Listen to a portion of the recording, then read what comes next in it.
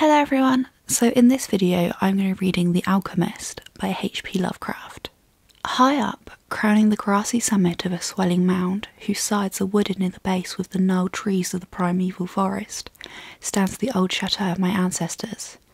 For centuries its lofty battlements have frowned down upon the wild and rugged countryside about, serving as a home and stronghold for the proud house whose honoured line is older even than the moss-grown castle walls.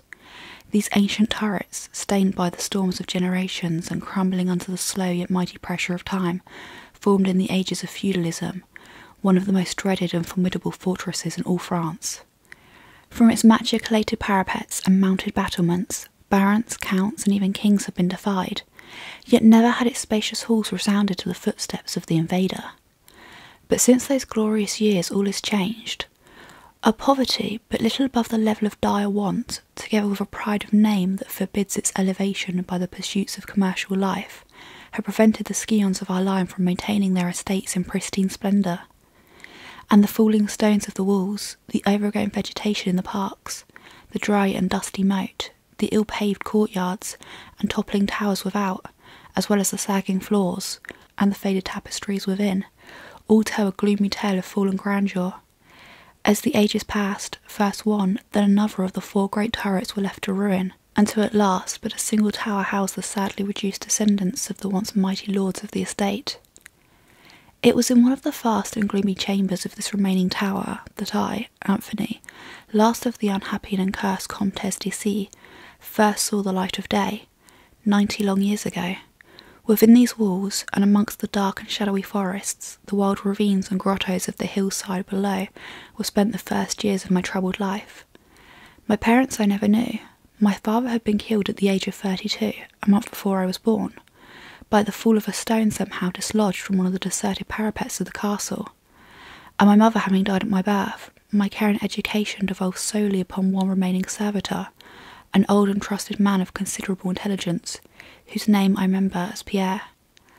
I was an only child, and the lack of companionship which this fact entailed upon me was augmented by the strange care exercised by my aged guardian in excluding me from the society of the peasant children whose abodes were scattered here and there upon the plains that surrounded the base of the hill. At the time, Pierre said that this restriction was imposed upon me because my noble birth placed me above association with such plebeian company. Now I know that its real objective was to keep from my ears the idle tales of the dread curse upon our line, that were nightly told and magnified by the simple tenantry, as they conversed in hushed accents in the glow of their cottage hearths. Thus isolated and thrown upon my own resources, I spent the hours of my childhood in poring over the ancient tombs that filled the shadow-haunted library of the chateau, and in roaming without aim or purpose through the perpetual dusk of the spectral wood that clothes the side of the hill near its foot. It was perhaps an effect of such surroundings that my mind early acquired a shade of melancholy. Those studies and pursuits which partake of the dark and occult in nature most strongly claimed my attention. Of my own race I was permitted to learn singularly little, yet what small knowledge of it I was able to gain seemed to oppress me much. Perhaps it was at first only the manifest reluctance of my old preceptor to discuss with me my paternal ancestry that gave rise to the terror which I ever felt at the mention of my great house. Yet as I grew out of childhood, I was able to piece together disconnected fragments of discourse, let slip from the unwilling tongue which had begun to falter in an approaching senility, that had a sort of relation to a certain circumstance which I had always deemed strange, but which now became dimly terrible. The circumstance to which I allude is the early age at which all the comtesses of my line had met their end. Whilst I had hitherto considered this but a natural attribute of a family of short-lived men, I afterward pondered long upon these premature deaths, and began to connect them with the wanderings of the old man, who often spoke of a curse which for centuries prevented the lives of the holders of my title from much exceeding the span of 32 years. Upon my 21st birthday, the aged Pierre gave to me a family document, which he said had for many generations been handed down from father to son, and continued by each possessor. Its contents were of the most startling nature, and its perusal confirmed the gravest of my apprehensions. At this time, my belief in the supernatural was firm and deep-seated, else I should have dismissed with scorn the incredible narrative unfolded before my eyes. The paper carried me back to the days of the 13th century, when the old castle in which I sat had been a feared and impregnable fortress. It told of a certain ancient man who had once dwelt on our estates, a person of no small accomplishments, though little above the rank of peasant, by name Michael, usually designated by the surname of Morvus, the Evil, on account of his sinister reputation. He has studied beyond the custom of his kind, seeking such things as the Philosopher's Stone or the elixir of eternal life, and was reputed wise in the terrible secrets of black magic and alchemy. Michael Morvus had one son, named Charles, a youth as proficient as himself in the hidden arts, and who had therefore been called Le Sorcier, or the Wizard. This pest, shunned by all honest folk, was suspected of the most hideous practices. Old Michael was said to have burned his wife alive as a sacrifice to the devil, and the unaccountable disappearances of many small peasant children were laid at the dreaded door of these two. Yet through the dark natures of the father and the son ran one redeeming ray of humanity. The evil old man loved his offspring with fierce intensity, whilst the youth had for his parent a more than filial affection. One night the castle on the hill was thrown into the wildest confusion by the banishment of young Geoffrey, son of Henry Comte. A searching party, headed by the frantic father, invaded the cottage of the sorcerers, and there came upon old Michael Morvus, busy over a huge and violently boiling cauldron. Without certain cause, in the ungoverned madness of fury and despair, the Comte laid hands on the aged wizard, and ere he released his murderous hold, his victim was no more. Meanwhile joyful servants were proclaiming the finding of young Geoffrey in a distant and unused chamber of the great edifice, telling too late that poor Michael had been killed in vain. As the Comte and his associates turned away from the lowly abode of the alchemists, the form of Charles Le Sorcerer appeared through the trees. The excited chatter of the menials standing about told him what had occurred, yet he seemed at first unmoved at his father's fate. Then, slowly, advancing to meet the Comte, who pronounced in dull yet terrible accents the curse that ever afterward haunted the house of C.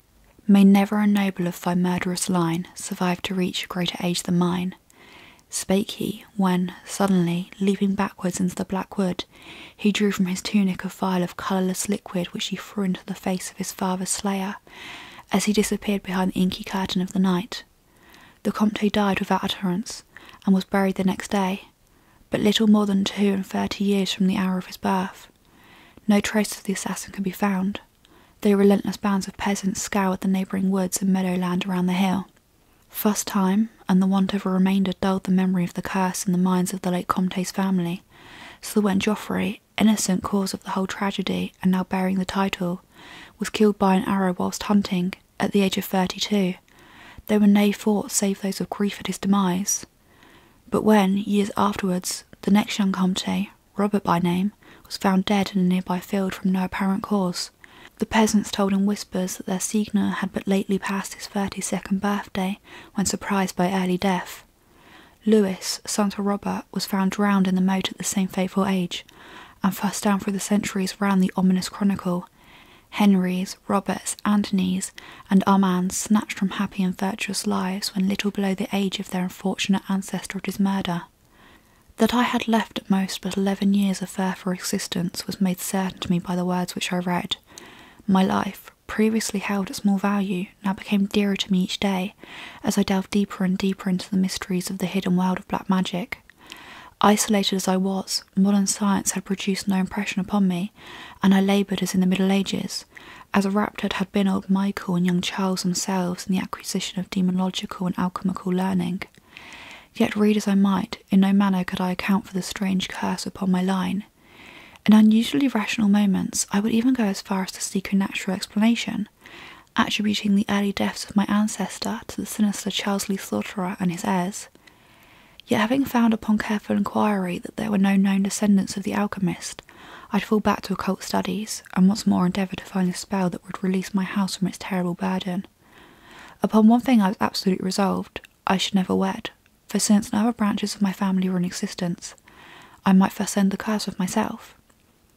As I drew near the age of 30, old Pierre was called to the land beyond.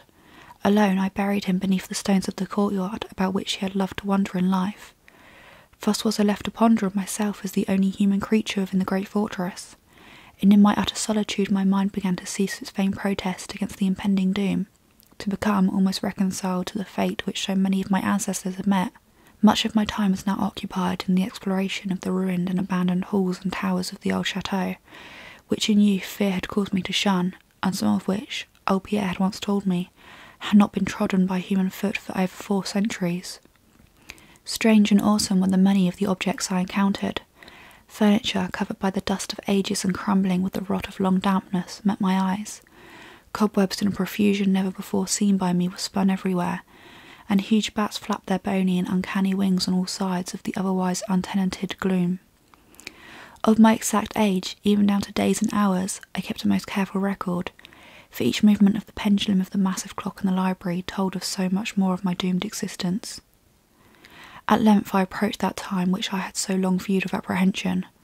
Since most of my ancestors had been seized some little while before they reached the exact age of Comte Henri at his end, I was every moment on the watch for the coming of the unknown death. In what strange form the curse should take me I knew not, but I was resolved, at least, that it should not find me a cowardly or a passive victim. With new vigour I applied myself to the examination of the old chateau and its contents. It was upon one of the longest of all my excursions of discovery in the deserted portion of the castle, less than a week before that fatal hour which I felt must mark the utmost limit of my stay on earth, beyond which I could have not even the slightest hope of continuing to draw breath, that I came upon the culminating event of my whole life. I had spent the better part of the morning in climbing up and down half-ruined staircases and one of the most dilapidated of the ancient turrets. As the afternoon progressed, I sought the lower levels, descending into what appeared to be either a medieval place of confinement, or a more recently excavated storehouse for gunpowder. As I slowly traversed the nitro-encrusted passageway at the foot of the last staircase, the paving became very damp, and soon I saw by the light of my flickering torch that a blank, water-stained wall impeded my journey. Turning to retrace my steps, my eyes fell upon a small trapdoor with a ring, which lay directly beneath my feet. Pausing, I succeeded with difficulty in raising it, whereupon there revealed a black aperture, exhaling noxious fumes which caused my torch to splutter, and disclosing in the unsteady glare the top of a flight of stone steps. As soon as the torch, which I lowered into the repellent depths, burned freely and steadily, I commenced my descent. The steps were many, and led to a narrow stone-flagged passageway which I knew must be far underground. The passage proved of great length, and terminated in a massive oaken door, dripping with the moisture of the place, and stoutly resisting all my attempts to open it. Ceasing after a time my efforts in this direction, I had proceeded back some distance towards the stairs, when there suddenly fell to my experience one of the most profound and maddening shocks capable of reception by the human mind. Without warning, I had the heavy door behind me creak slowly open upon its rusted hinges. My immediate sensations were incapable of analysis. To be confronted in a place as thoroughly deserted as I had deemed the old castle, with evidence of the presence of a man or spirit, produced in my brain a horror of the most acute description. When at last I turned and faced the seat of the sound, my eyes must have started from their orbits at the sight that they beheld. There in the ancient Gothic doorway stood a human figure. It was that of a man clad in a skull cap and a long medieval tunic of dark colour. His long hair and flowing beard were of a terrible and intense black hue, and of incredible profusion. His forehead, high beyond the usual dimensions, his cheeks, deep sunken and heavily lined with wrinkles, and his hands, long, claw-like and gnarled, were of such a deathly, marble-like whiteness as I have never elsewhere seen in a man. His figure, lean to the proportions of a skeleton, was strangely bent and almost lost within the voluminous folds of his peculiar garment. But strangest of all were his eyes, twin caves of abysmal blackness, profound in expression of understanding, yet inhuman in degree of wickedness. These were now fixed upon me, piercing my soul with their hatred, and rooting me to the spot whereupon I stood. At last the figure spoke in a rumbling voice that chilled me through with his dull hollowness and latent malevolence.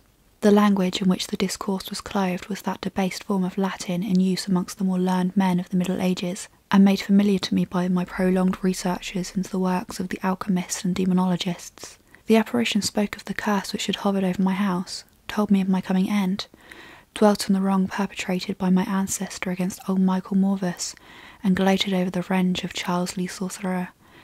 He told how the young Charles had escaped into the night, returning in after years to kill Geoffrey the heir with an arrow, just as he approached the age which had been his father's at his assassination. How he had secretly returned to the estate and established himself, unknown, in the even then deserted subterranean chamber whose doorway now framed the hideous narrator. How he had seized Robert, son of Geoffrey, in a field, forced poison down his throat, and left him to die at the age of 32, thus maintaining the foul provisions of his vengeful curse. At this point I was left to imagine the solution of the greatest mystery of all, how the curse had been fulfilled since that time when Charles Lee Sorcerer must in the course of nature have died. For the man digressed into an account of the deep alchemical studies of the two wizards, father and son, speaking most particularly of the researches of Charles Lee Sorcerer concerning the elixir, which grants to him who partook of it eternal life and youth. His enthusiasm had seemed for the moment to remove from his terrible eyes the hatred that had at first so haunted them, but suddenly the fiendish glare returned, and with a shocking sound like the hissing of a serpent, the stranger raised a glass vial with the evident intent of ending my life, as had Charles Lee Sorcerer, 600 years before, ended that of my ancestor. Prompted by some preserving instinct of self-defence, I broke through the spell that had hitherto held me immovable, and flung my now dying torch at the creature who menaced my existence. I heard the fowl break harmlessly against the stones of the passage, as the tunic of the strange man caught fire and lit the horrid scene with a ghastly radiance. The shriek of fright and impotent malice emitted by my would-be assassin proved too much for my already shaken nerves, and I fell prone upon the slimy floor, in a total faint. When at last my senses returned, all was frightfully dark, and my mind, remembering what had occurred, shrank from the idea of beholding more. Yet curiosity overmastered all. Who, I asked myself, was this man of evil, and how came he within the castle walls? Why should he seek to avenge the death of poor Michael Morvis, and how had the curse been carried on through all the long centuries since the time of Charles Lee Sorcerer? The dread of years was lifted from my shoulders, for I knew that he whom I had felled was the source of all my danger from the curse, and now that I was free, I burned with the desire to learn more of the sinister thing which had haunted my life for centuries, and made of my own youth one long continued nightmare. Determined upon further exploration, I felt in my pockets for flint and steel, and lit the unused torch which I had with me.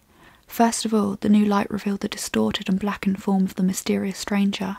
The hideous eyes were now closed.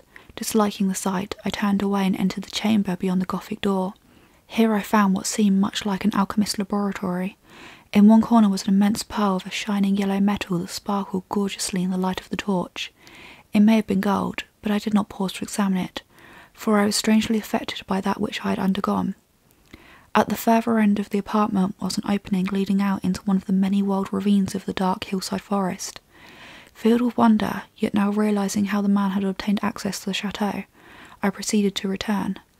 I had intended to pass by the remains of the stranger with a furtive face, but as I approached the body, I seemed to hear emanating from it a faint sound, as though life were not yet wholly extinct. Aghast, I turned to examine the charred and shrivelled figure on the floor. Then all at once the horrible eyes, blacker even than the seared face in which they were set, opened wide with an expression which I was unable to interpret. The cracked lips tried to frame words which I could not well understand. Once I caught the name of Charles Lee Sorcerer, and again I fancied that the words years and curse issued from the twisted mouth. Still I was at loss to gather the purpose of his disconnected speech, and my evident ignorance of his meaning, the pitchy eyes once more flashed malevolently at me, until, helpless as I saw my opponent to be, I trembled as I watched him. Suddenly the wretch, animated with his last burst of strength, raised his hideous head from the damp and sunken pavement. Then, as I remained paralysed with fear, he found his voice, and in his dying breath screamed forth those words which have ever afterward haunted my days and my nights.